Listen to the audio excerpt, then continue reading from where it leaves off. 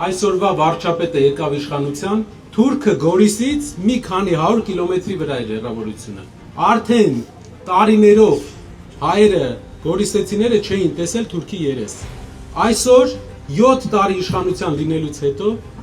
ցավոք տեղ գյուղից են կողմել հայ չի ապրում։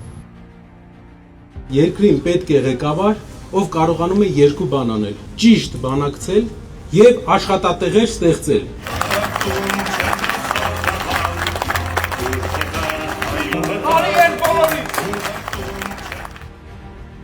Ապրուստի միջոց չկա, ապրելի միջոց։ Իսկ ովի